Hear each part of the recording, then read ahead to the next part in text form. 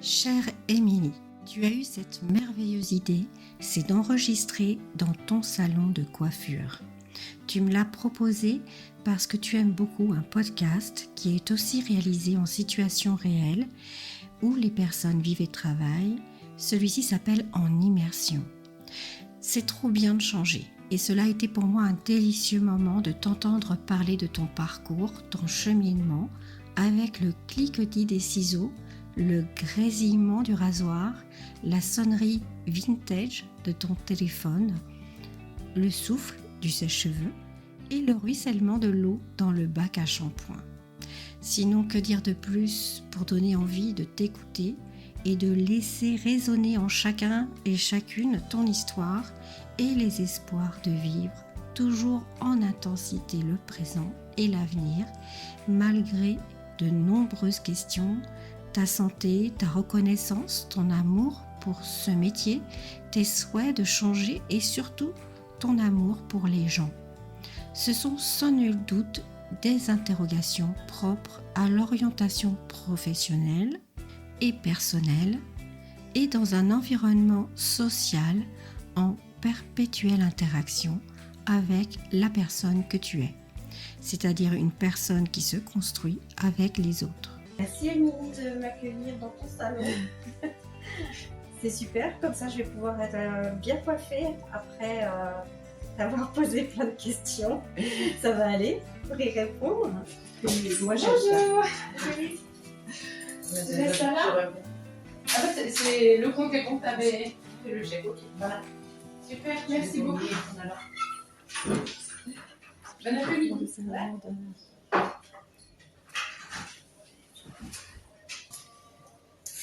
Alors c'est parti.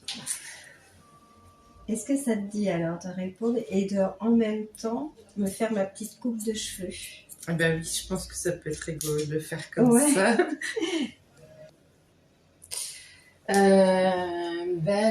Ça s'est orienté vers la coiffure un peu de façon presque accidentelle en fait, parce que j'étais pas. Moi, je voulais être styliste, j'avais envie de dessiner, donc c'était vraiment le côté artistique qui me plaisait, de pouvoir créer quelque chose à partir d'un crayon, en fait, de partir d'un dessin, quoi. Ça me plaisait. Et quand on m'a dit qu'il fallait passer par la couture, ça m'avait pas trop. J'avais pas trop eu envie de partir vers la couture. J'avais eu l'impression que j'avais pas été comprise en fait. Moi, ce qui me plaisait, c'était vraiment de dessiner et si bien que j'avais quand même essayé de creuser pour savoir s'il n'y avait pas moyen d'aller vraiment que vers le dessin dans ces cas-là, quoi. Et c'était à quel âge?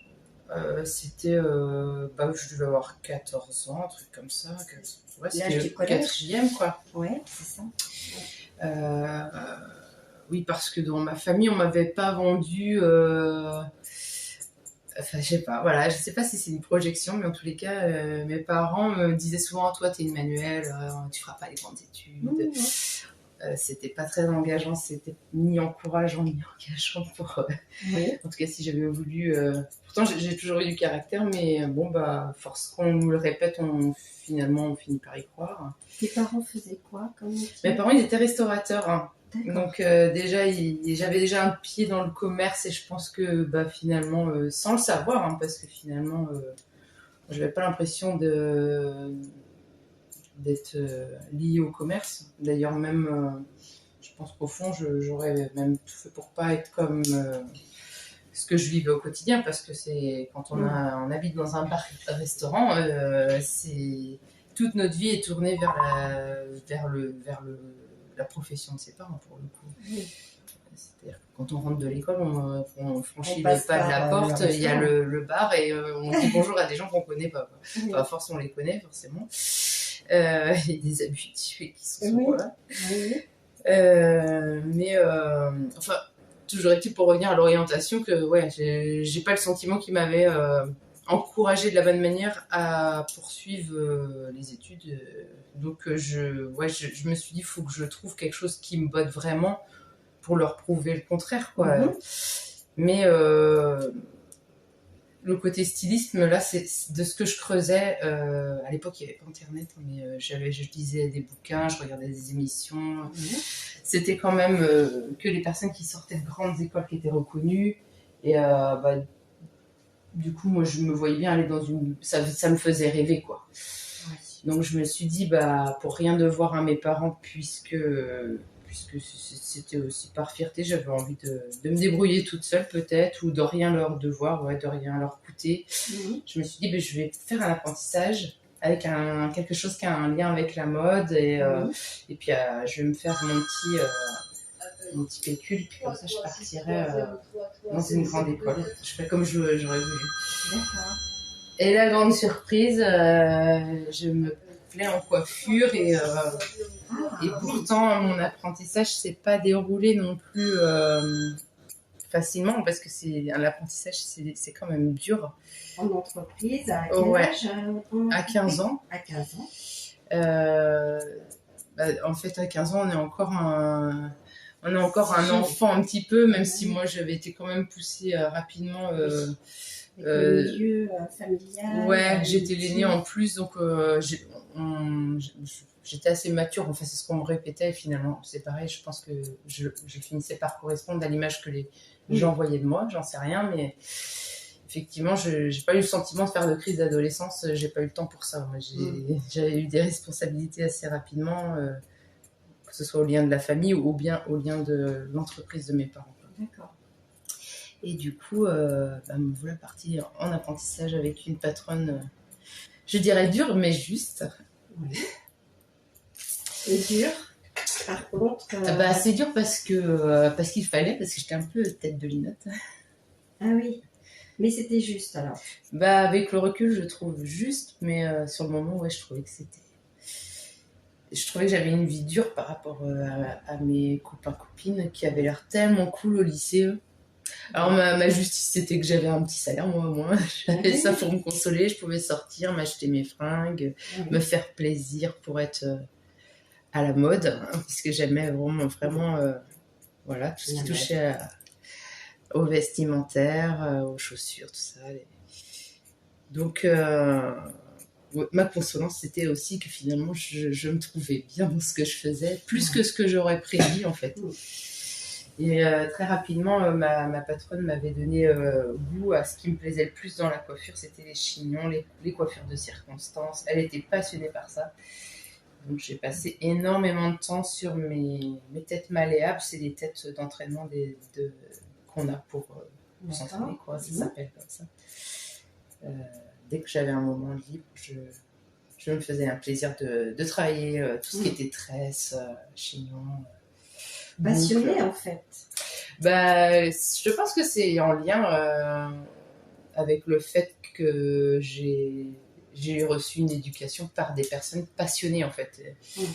J'ai fait 3 ans avec cette patronne-là, et à la suite de ça, j'ai postulé dans un salon où j'avais très envie de postuler, et j'ai eu le poste, et c'était pareil, je suis tombée sur quelqu'un qui était très passionné, un homme cette fois-ci, et ça a été...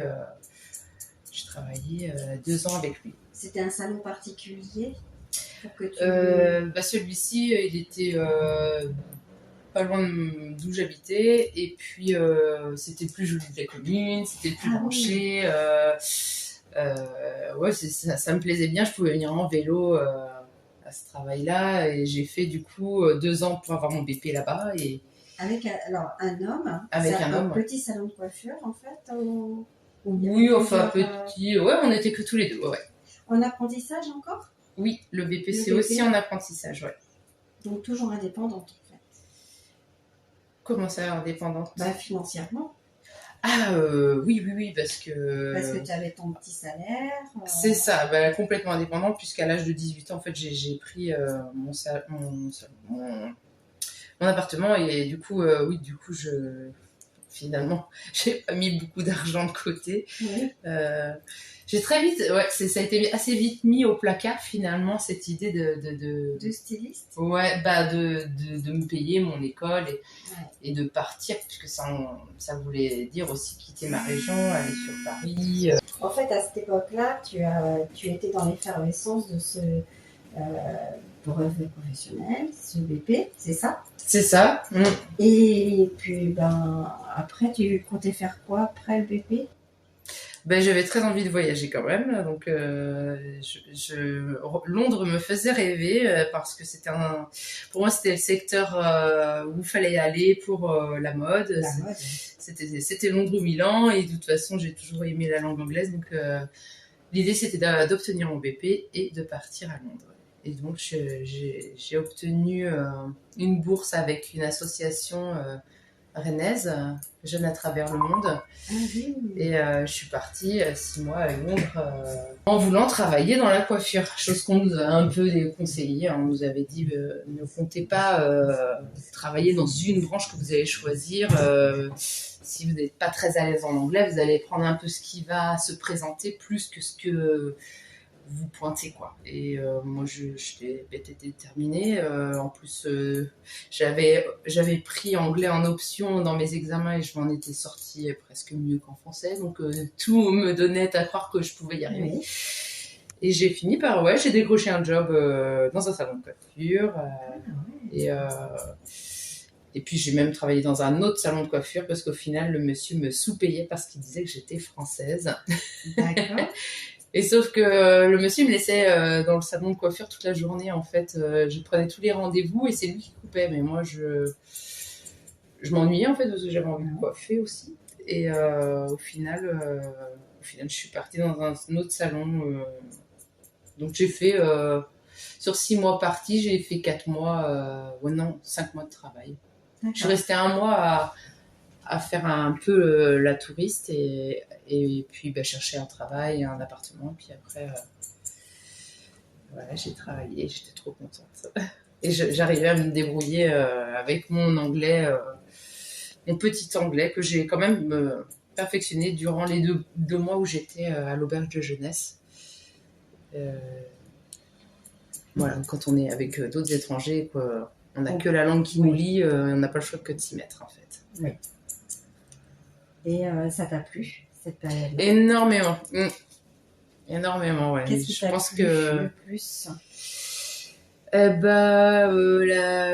Cette ville cosmopolite, hein, on peut rencontrer des gens du monde entier.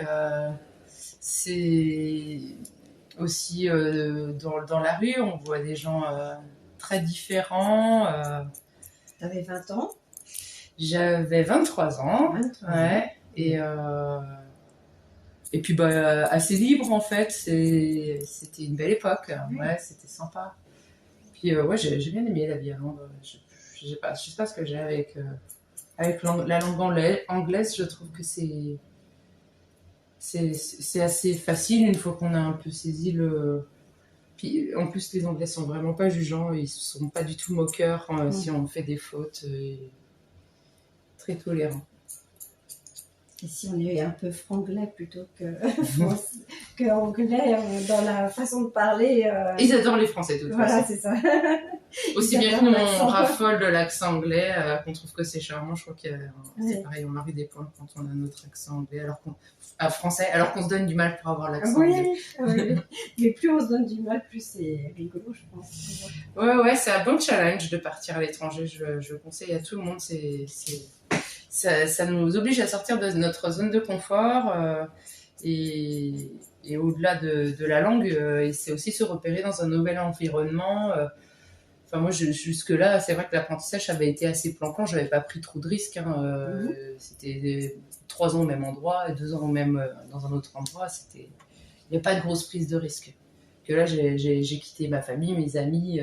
C'est un peu aussi tout ce qui m'a fait revenir d'ailleurs aussi. Parce que c'était quand même. C'était difficile de rester éloigné? Disons que à Londres, ils travaillent tout le temps en fait. Ça peut être 7 jours sur 7. C'est une ville qui est tout le temps animée.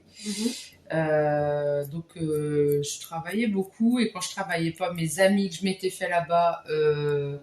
C'était le moment où eux, ils travaillaient. Enfin, on avait du mal à se capter, si bien que j'ai eu le sentiment à un moment de temps d'avoir fait le tour. J'avais pas mes attaches. Il manquait un truc, quoi. Donc, tu as voulu rentrer. Donc, je suis rentrée, voilà. le pacte avec Jeunes à travers le monde, c'était l'obtention d'une bourse si on restait 6 mois. Donc voilà, je suis restée, j'ai rempli le contrat et je suis rentrée pour de nouvelles aventures. Si bien que j'ai fait... j'étais un peu frustrée quand même parce que j'étais allée chercher des couleurs un peu très originales qu'on peut voir à Camden Town. Et j'ai travaillé dans des salons de coiffure qui ressemblaient étrangement à ceux que j'avais quittés en France. En fait, plutôt des salons assez classe et... Un peu innovant ou... Pas du tout. Enfin, innovant, branché dans ce qui se faisait actuellement, en fait. Mais voilà. Pas excentrique. Et alors que c'était ça que j'étais venue chercher. Donc, sur ça, j'étais un peu frustrée. D'accord. Et en rentrant, j'ai postulé dans un salon de coiffure dans le plein centre de Rennes qui était complètement farfelu et qui avait souvent des coiffeuses qui avaient des couleurs justement fuchsia, des trucs un peu rigolos. Si bien que j'ai postulé là, j'ai obtenu le job et je me suis coloré les cheveux en fuchsia. Ce que je n'avais pas fait à Londres, je l'ai fait en France. Ah oui, d'accord. Et puis après, j'ai travaillé 6 mois dans ce salon-là et je suis retournée chez mon employeur où j'ai passé mon BP parce que finalement, je voulais retourner là où j'étais parce que je suis quand même pas une citadine. J'avais envie de retourner. Ah oui, parce que c'était en campagne à ce moment-là. Oui, enfin c'est quoi la campagne pour C'est une grande commune quand même. C'est Château-Giron, donc c'est quand même. Oui, c'est pas la campagne. Ouais, non, ça bouge bien là-bas. Oui. Il y a quand même un dynamisme et puis c'était un coiffeur qui aimait ce qui était novateur, qui ne restait pas sur ses acquis, qui nous envoyait en formation. Ah oui.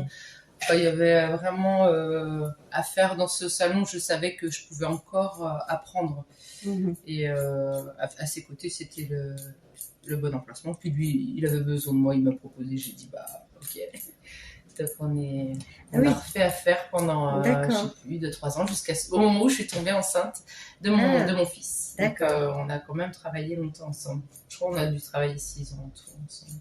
Et tu as l'impression d'avoir beaucoup appris sur cette période-là à nouveau? Ouais. Disons que c'est aujourd'hui que j'en ai plus conscience presque, parce que c'est une époque où, étant donné que j'ai appris mon métier avec des personnes qui n'avaient que moi comme employée et que moi comme apprenant, je trouvais sur le moment qu'ils étaient vraiment très souvent sur mon dos et parfois je trouvais qu'ils avaient toujours à redire. Enfin, je voyais ça avec mes yeux de jeunette qui avaient hâte de tout savoir et qui pensaient des fois peut-être tout savoir. Hein. Des fois, on a cette prétention quand on est jeune. Et finalement, avec le recul, je me suis dit que c'était bien qu'ils aient été quand même aussi pointilleux avec moi parce qu'aujourd'hui, c'est grâce à ça que j'ai cette rigueur et puis que je suis aussi intransigeante dans le résultat que je veux obtenir quand je coupe les cheveux. Quoi. Je pense que c'est ce qui m'a rendue pointilleuse aussi, ouais. Et donc, tu as arrêté au moment où tu as eu ton premier enfant? J'ai été jusqu'à 6 mois de grossesse et puis après, ça commençait à être plus compliqué. Bon, c'est un métier qui est difficile à... Enfin, c'est mon avis personnel, hein, certains ne s'arrêtent pas à ça, mais moi j'étais embêtée de respirer de l'ammoniaque, d'être toujours penchée Déjà j'ai un dos qui était plutôt sensible, qui s'est renforcé un peu avec le temps, mais ouais, je pense que c'est ce qui a fait que j'ai dû arrêter. Ouais, c'est là que j'ai arrêté. Et puis après j'ai repris la coiffure après. Hein. Oui, mais plus dans le même salon. Plus dans le même salon, non. Non, je me suis rapprochée de... non, j'ai changé de secteur. Mais je suis revenue après sur Château-Giron. Ah oui. Ouais.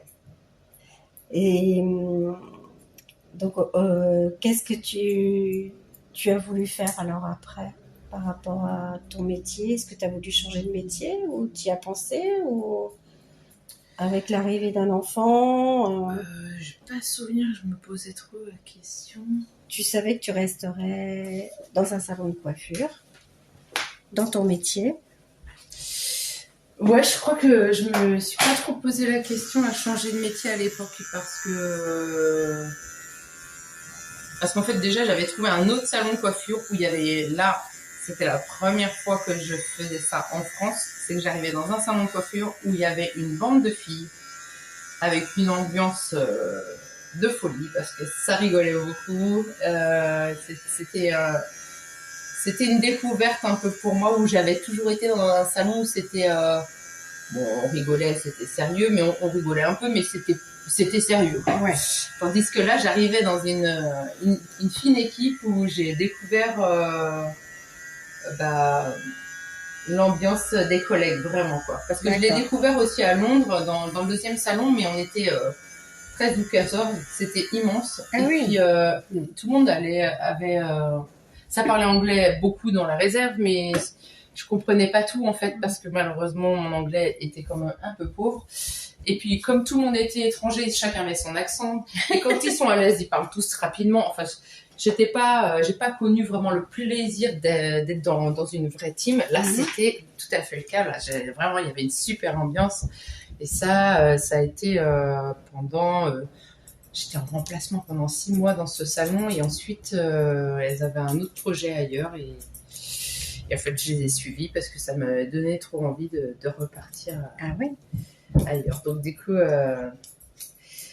c'est une aventure qui s'est poursuivie jusqu'à l'arrivée de mon deuxième enfant 4 ans et demi après. D'accord. Donc ouais, j'ai fait 6 ans aussi avec elle, voilà, avec cette équipe de filles. Et puis jusqu'au moment où voilà, j'ai été arrêtée à la reprise après ma fille. En fait, j'ai eu des soucis de poignet que je les avais sentis, mes problèmes de poignet, mais je fermais les yeux depuis un moment. Puis résultat, il y a un jour où j'ai dit, bon allez, c'est bon, faut que j'arrête, faut que j'écoute mon corps, je vais consulter. Ce que je craignais a été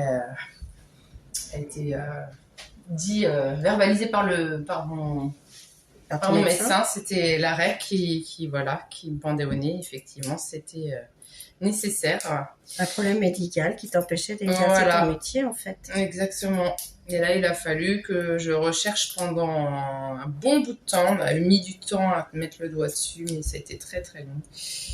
Et là, ouais, c'était le parcours du combattant. Pendant 1 an et demi, j'ai pas travaillé, en fait.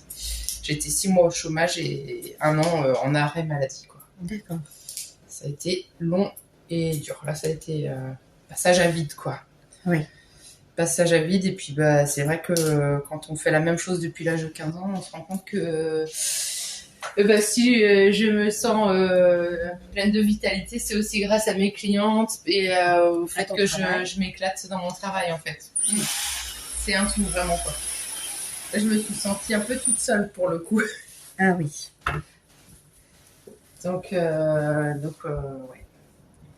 Même si aujourd'hui j'envisage de peut-être, c'est pas peut-être, ça va arriver. Il va falloir que je prenne une décision pour le futur, pour laisser enfin tranquille mes épaules. Je me dis comment je vais faire pour mes clientes. Bah oui, quand même. Je sais pas si les clientes elles se rendent compte à quel point elles sont importantes aussi bien pour que l'entreprise fonctionne, puisque sans clientes il y a comme je dis souvent, sans spectacle, s'il n'y a pas de spectateur, il n'y a pas de spectacle. Oui. Mais c'est pareil, ici, le salon, il ne peut pas tourner sans vous. Et en même temps, vous êtes plus que... Ouais, c'est ça. Vous êtes plus que la pièce dans la machine, en fait. Voilà. C'est plus que ça. C'est... Parce qu'en fait, c'est la quand vraie on relation discute, entre 2 personnes. C'est ça. Et moi, je suis les gens sur plusieurs années. Oui, donc, il y a des gens que je rencontre, ils ont des bouts de choux, et ces bouts de choux-là, je les emmène jusqu'au lycée des fois, et ça fait bizarre, mais je peux t'amener à les accompagner pour une communion, comme pour... tous les événements de la vie. C'est ça, et c'est des jeunes qui un jour me disent, j'ai un amoureux, et puis on va se fiancer, et c'est trop rigolo, parce qu'en fait, moi j'ai l'impression d'être personne, et à la fois j'ai l'impression d'être une petite souris à qui on confie ces choses-là. Ouais. Et c'est là où j'avais pas du tout pris cette... Est-ce que tu es un moment où tu te rends compte que ça va te manquer grave, carrément. Mais à l'époque, quand tu étais en arrêt, tu t'es rendu compte que tu aurais du mal à faire sans, en fait, de ne plus être... Je me sentais sans vie, hein. J'étais vraiment pas... J'ai eu des moments vraiment pas bien, quoi. Après, je pense que cet arrêt de maladie était au-delà d'un problème de poignet. Je pense qu'il y avait quand même une forme de burn-out parce que du travail que tu exerçais. Ouais, là où j'étais, je me donnais beaucoup. Je faisais plus que... je faisais comme si c'était mon salon. Je voulais vraiment... je voulais donner... Enfin là, c'est ça en fait, comme j'ai été éduquée comme ça aussi, de toujours faire un maximum et de faire pour les autres comme pour soi en fait. Et voilà, c'est une qualité qui est aussi un défaut en fait. On a tendance à en faire trop, pardon. Ouais, mais c'est ce qui fait ta particularité dans ton salon aujourd'hui aussi. Ça m'a préformée peut-être en quelque sorte, ouais. Là, c'est le temps du massage. Oh, super. En fait, à quel moment tu as pris soin des autres comme ça, comme tu le fais dans ton salon aujourd'hui? De la façon capillairement parlant, la première fois, je devais être en 4e. C'est peut-être là où j'avais fait la première coupe sur ma petite sœur. Maman me dit oui pour faire la coupe. Je dis c'est cool. Elle me dit oui, on y va. Et je fais ce que j'ai fait à ce moment-là, ce que font beaucoup actuellement. Je trouve il y a une tranche d'âge où les jeunes se lancent à faire des essais de couleurs, de coiffure. Où parfois il y a des gros ratages et des rattrapages à faire par les filles. Je ne citerai pas de nom d'ailleurs, j'en ai quelques-uns. Oui. Mais suis mon regard. C'est difficile en audio de voir qui, mais bon. Mais c'est étrange, mais c'est un métier qui est quand même assez difficile à... Il y a beaucoup de choses à faire avant de pouvoir le pratiquer. Il y a beaucoup de choses à apprendre, quoi. Oui. Et pourtant, il y a un moment, il y a un âge où les jeunes, ils n'ont pas peur du tout pour faire des choses comme ça. Et quelque part, je pense que ça laisse part aussi à leur créativité, le fait de ne pas être arrêté par des règles. C'est un peu comme en musique. Oui. Je pense que c'est quand on est obligé de suivre une partition, ou quand on suit des règles, des choses qui nous sont imposées, et ben quelque part, ça gomme aussi un peu de la créativité. Et je pense qu'ils font pas... Ils font des trucs qui sont pas inintéressants, mais il y a quand même des boulettes, quoi. Il y a des trucs qu'il faudrait pas faire parce que du coup, il y a des fois, on amène des jeunes qui ont des ratages qui va se reporter sur 2-3 mois, quoi. Il faut attendre quand même que ça repousse. Là, les garçons, ils sont en train de s'exercer sur les dégradés. C'est des coupes qui sont super dures à faire, même en tant que coiffeur, et c'est rigolo. Expérimenter. Alors, ils m'en ont emmené quelques-uns cette année. Ceux qui sont en pension, là, ils s'amusent un petit peu, c'est rigolo. Mais ça ressemble presque à du bisutage. Ah oui, ouais. Mais ouais, prendre soin des autres, finalement, c'est marrant ta question. Ça me ramène au fait que, en tant que grande sœur, j'ai eu le devoir, entre guillemets, de faire attention aux autres, à mes frères et sœurs, prévoir des choses, seconder mes parents, en fait, en quelque sorte. Ah oui, parce qu'ils étaient très pris par leur travail, c'est bien que... Toi, tu t'occupais de la famille, en fait. En quelque sorte, finalement, le soin aux autres, je pense que je l'ai fait malgré moi, mais finalement... je crois que j'aime ça parce que j'ai toujours été comme ça. Et même encore dans la famille actuelle que j'ai construit avec mon compagnon, j'en fais plus. Je dis que j'en ai marre et je continue, quoi. Je suis toujours... oui, c'est ton naturel quelque part. C'est ça. Mais c'est dans le descriptif d'Émilie, j'ai lu ça quand j'étais petite, c'était marqué serviable. Ah oui. Et peut-être que ça m'a influencée, je sais pas. Au service des autres. Ouais, c'est ça, peut-être. En même temps, c'est hyper agréable de faire plaisir aux autres, quoi. Ouais. Comme je dis souvent, c'est pas l'argent qu'on me donne pour une coupe qui me fait plaisir, c'est de voir une cliente repartir avec le sourire. Ouais. quand elles arrivent, qu'elles sont pas très bien, qu'elles savent pas trop quoi faire, moi j'arrive à les guider dans leur choix et qu'elles repartent comme si elles avaient un point en moins. Moi, c'est la plus grande des satisfactions, vraiment. Oui. Toi, tu as l'impression de créer, en fait, aujourd'hui, par rapport à tes clientes, quand elles te...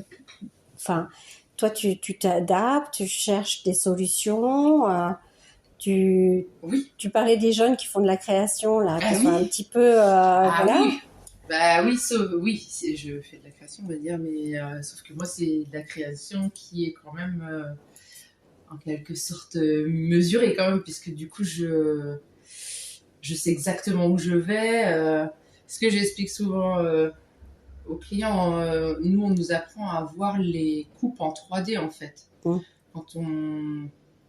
Quand je vois une coupe de cheveux, moi, je la vois dressée sur la tête, en fait. Voilà. C'est comme ça que... D'en haut, devant, derrière, ça, sur les côtés. C'est comme ça que je sais vers où je vais lorsque je vais la concrétiser, quoi. Après, je pense que tous les coiffeurs fonctionnent comme ça. Hein. On apprend comme ça à l'école, en fait. Oui. Bonjour. Bonjour. Je vous laisse vous asseoir si vous voulez. J'ai un petit peu de retard. Oui. T'as créé ton salon de coiffure à quel moment? Tu t'es installée à quel moment? Eh bien, il y a 7 ans. Il y a 7 ans. Ouais. D'accord. Et donc ça, c'était après ton arrêt? Oui, c'était juste après qu'on m'a dit d'arrêter. Et en fait, t'as recommencé? C'est ça. Il y a un chirurgien qui m'avait dit bon là, vous êtes jeune, vous pourriez vous reconvertir, profitez-en. Et en fait, quand j'ai passé mon brevet professionnel, c'est l'examen obligatoire pour pouvoir s'installer. Et c'est même un des seuls métiers qui oblige à avoir cet examen pour pouvoir s'installer. Oui. Pour moi, l'aventure, elle ne pouvait pas s'arrêter sans m'être installée. D'accord.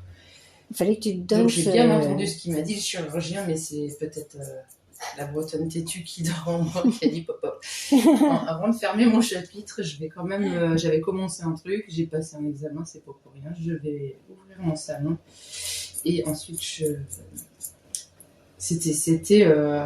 c'était écrit comme ça dans ma tête. Je voulais pas chambouler les plans. Je m'attendais déjà pas à avoir des problèmes d'épaule. Oui. Donc, et puis je me suis dit, ça va me laisser le temps de réfléchir à ce que je vais faire après. Voilà. Mais sauf que je n'avais pas pensé que je m'engageais dans une aventure oui. Avec un tourbillon de folie, avec des rencontres en dégringolade. Et c'était génial, quoi, cette aventure. Pour l'instant, je me suis pas beaucoup ennuyée en 7 ans. J'ai vraiment... j'ai rencontré plein de gens super. C'est pourtant, je suis un peu partie un petit peu dans le flou, hein, parce que j'ai signé dans une commune que je connaissais pas du tout. Je savais pas trop où j'allais et j'ai juste voulu y croire. Et en y croyant fort, il y a plein de choses qui se réalisent en fait. C'est ça qui est bien. Voilà. Et tu as eu ta propre entreprise en fait. Voilà. Et finalement, c'était... je suis arrivée à mes fins. C'est ce que je voulais. D'accord. Et par rapport à ton salon, qu'est-ce qu'il a de particulier par rapport à toi, ce que tu lui as apporté? Alors, j'ai fini par faire une formation quand même. Ma frustration des dernières années, c'était de ne pas pouvoir me rapprocher plus des plantes que ça. C'est-à-dire que j'avais déjà demandé à mes employeurs d'avant que ce serait bien qu'ils s'y intéressent, que s'ils voulaient, je pouvais faire la formation, et puis il n'y aurait que moi à gérer ça.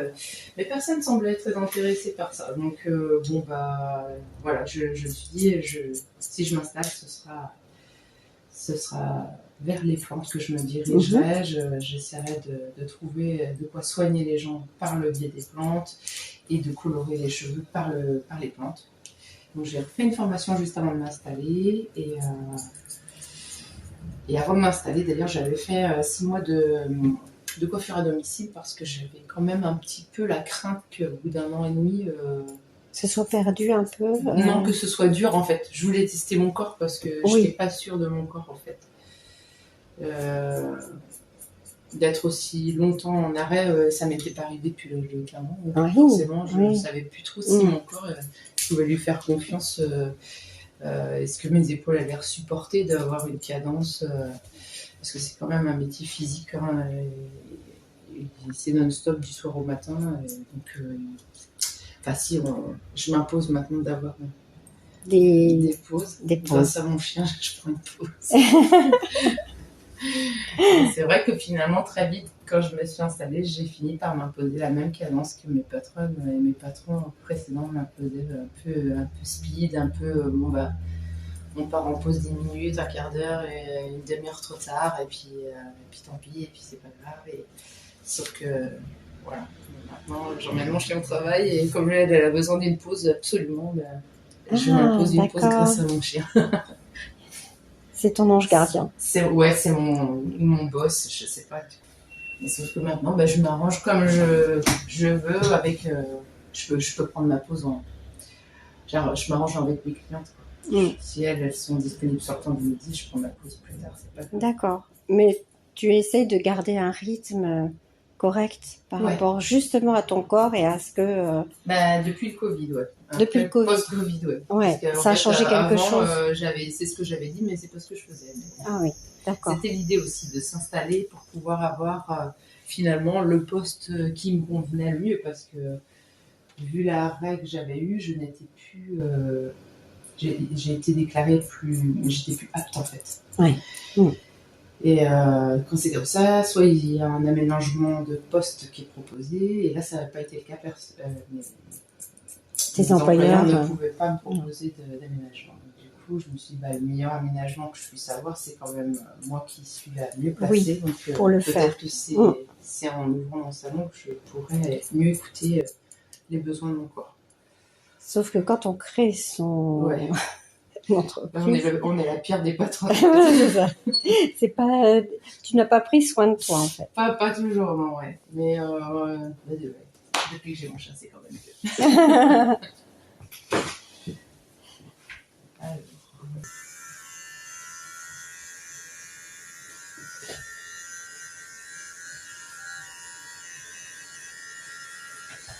Et là, il y a des choses qui vont changer dans l'avenir ou tu penses que c'est bien comme ça ou tu as envie d'autre chose maintenant?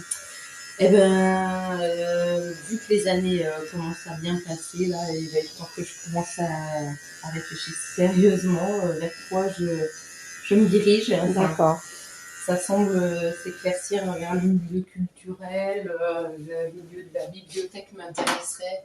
En fait, j'aimerais bien trouver un job qui me permette de laisser mes bras tranquilles, mais à la fois, si je pouvais aussi avoir le petit bonus d'avoir mes samedis, par exemple, parce que c'est vrai que oui, ça t'a manqué. Dans la vie de famille, ça a souvent été mentionné que c'était dommage que je travaillais le samedi. Donc, ça, ce serait le petit bonus si j'avais mes samedis. Mais bon, on verra bien. Hein, on verra bien. Il faut que je me décide maintenant si vraiment c'est le milieu de la bibliothèque, le milieu culturel. Ouais, ça reste encore une réflexion pour toi, importante. Disons que de toute façon, c'est quelque chose qui est difficile de mener avec le salon. Donc, je pense que j'y verrai quand même plus clair le jour où j'aurai mis le salon en vente ou le jour où il sera vraiment vendu. Mais c'est pareil, voilà. Autant c'est quelque chose que j'ai pu fantasmer d'en arriver là et que maintenant que j'en suis presque là, tu voudrais passer. J'ai peur de quitter mes clientes. Voilà, c'est ça. Ouais. C'est fou, c'est des moments comme ça qu'on voit au loin, puis quand ils approchent finalement, ça fait peur parce que finalement, j'ai envie de me dire oui ça va, je suis pas si mal, j'ai pas trop mal aux épaules. Et je me dis que je veux pas commencer une nouvelle formation trop tard non plus, quoi. Je me dis qu'il faut il y a un temps pour tout parce que. Après, tu considères qu'on peut faire une formation jusqu'à quel âge, que tu peux faire cette formation? Je sais pas, peut-être que c'est une croyance d'une autre époque, hein, puisque maintenant, vu que l'âge de la retraite. Tu n'es pas très âgée. Oui, non, mais c'est avoir de l'expérience. Et être diplômé, il faut qu'il y ait tout ça, il y a un juste milieu, quoi. Parce que si Si tu enfin, fais des diplômée, études enfin, et que tu n'as pas d'années bah, c'est ça. d'expérience... C'est ça que je me dis. Si l'employeur il se dit bon bah c'est bien, elle a un diplôme, mais bon, elle vient juste de l'avoir, elle a aucune expérience en Oui, fait. oui, c'est ça, d'accord. Mais bon, c'est vrai qu'il ne faut pas oublier non plus que on acquiert d'autres expériences dans tout métier. Donc même ce que j'ai fait aujourd'hui, ça n'a rien à voir avec mon métier futur. Je pense que ça pourrait Ouais. malgré tout Servir. ouais, on oublie, c'est vrai qu'on. Ça, tu le sais, en fait. Bah oui, je le On sais, est mais consciente, ouais. c'est la peur des fois. Et ce ne sera pas la même chose. Et c'est partir sur quelque Bah, chose c'est de ça, plus- c'est pas la même chose, mais en même temps, pour être bien équilibré, il faut réussir à cocher toutes les cases. Parce que je Bien sais sûr. que le milieu artistique, ça, c'est quelque chose qui va me manquer si je veux. Il faut que je. Ah, ça va pas être facile. Hein. Mais on va voir. L'avenir me le dira. Je vais bien réussir à. Ça va s'éclaircir à un moment ou à un autre. Bien sûr. Des fois, Et là, en fait, j'avais une question aussi importante à te poser et qui me semble toujours intéressante pour partager avec d'autres personnes. C'est qu'est-ce qui t'influence, toi, aujourd'hui? Est-ce qu'il y a des personnes, des films, des podcasts, des experts, je ne sais pas. Qu'est-ce qui pourrait t'influencer aujourd'hui et dont tu voudrais parler? Eh ben, en coiffure dans mon métier, par exemple. Bah, c'est toi qui le dis, en coiffure par exemple. En coiffure, ouais, je suis des coiffeurs aux États-Unis, à Londres, aussi sur Instagram, j'en suis plusieurs Ouais. qui sont dans des endroits certainement plus en ville, je pense. En tout cas, qui influencent quand même parce qu'ils font des choses que j'arrive pas à faire beaucoup ici en campagne. Et que tu auras envie de faire. Ouais, des fois Et je me tu dis suis peut-être que toujours. si je Ouais. trouvais un salon un peu plus branché, comme on dirait, Ah ouais. peut-être que finalement, peut-être que la coiffure va pas s'arrêter là, peut-être. Et toi, tu voudrais pas former des coiffeurs justement ou des coiffeurs? Si, ça m'aurait plu aussi, ouais. Je sais pas. Il me faudrait une boule de cristal. J'ai envie de faire plein de choses, je suis trop curieuse en fait. Ah, c'est intéressant ça alors. Et tu as des noms de coiffeurs aux États-Unis que tu suis? Que je suis? Oui. Ouais, elle s'appelle, c'est Edo Salon, Edo Salon. Et c'est Jane, elle s'appelle Jane, elle est super, c'est quelqu'un qui est formatrice d'ailleurs. D'accord. Elle forme les gens à se couper les cheveux chez eux. Ah, très intéressant. Ouais. Et d'ailleurs, je voulais me former avec elle, mais je suis pas très friande d'être formée par une vidéo. Moi, j'aime la rencontre, j'aime être en contact avec les gens. Donc, si elle était venue à Rennes faire une formation, ça m'aurait fait plaisir de me faire former par elle. Mais... Ça fait un peu loin. Ah oui, je pense qu'elle va pas venir à Rennes. Non, d'accord. Écoute, c'est super intéressant tout ce qu'on a dit. Est-ce qu'il y a une conclusion que tu ferais par rapport à justement ce qu'on a dit? Par rapport peut-être à un conseil que tu pourrais donner à tes enfants sur justement ce qu'ils y font, ce qu'ils ont envie de faire? Bah, concernant l'orientation, c'est... Il faut pas s'inquiéter sur les choix que l'on fait quand on est en 3e, 4e. Là, ils ont tendance à demander aux jeunes de faire un choix et ça semble être la panique un peu. Il faut trouver une solution rapidement, une réponse à cette question. Qu'est-ce que tu vas faire? Qu'est-ce que tu vas faire? En fait, aucun choix n'est définitif. C'est ça qu'il faut garder en tête en fait. Dit celle qui a du mal à quitter son métier, mais je pense en tout cas il y a moyen de rebondir on a le droit de se planter quoi. J'avais vu ça d'ailleurs, une petite image où c'était marqué plantez-vous et on voyait quelqu'un qui avait les pieds bien ancrés, oui. Et je trouvais que c'était une bonne image. Ah, c'est sympa comme image aussi. Bah, oui. Plantez-vous pour réussir cette famille. Et puis toi avec les plantes en plus. Ah bah ouais, c'est clair. Non, mais je pense que on sait pas, rien n'est définitif en fait. On apprend à se connaître tout le long de sa vie, je pense. Et des fois, on atterrit là où on n'aurait pas pensé, et pour le meilleur ou pour le pire même. Des fois, il y a des erreurs justement où on se dit j'ai découvert quelque chose et je sais mieux. Je sais maintenant vers où aller. Voilà. Et ça, c'est une bonne conclusion, je trouve. Hein. En tout cas, merci Émilie de m'avoir coupé les cheveux, mais aussi de m'avoir répondu en même temps. C'était une première fois pour moi de faire un entretien comme ça, et c'est super en situation comme ça. Intéressant et rigolo. Ouais. Merci. Merci à toi. Est-ce qu'il y a un âge pour changer de métier, reprendre une formation, avoir un diplôme et se construire de l'expérience? Une question que je pose après Émilie, qui résonne sans doute en toi. À bientôt pour de nouveaux épisodes.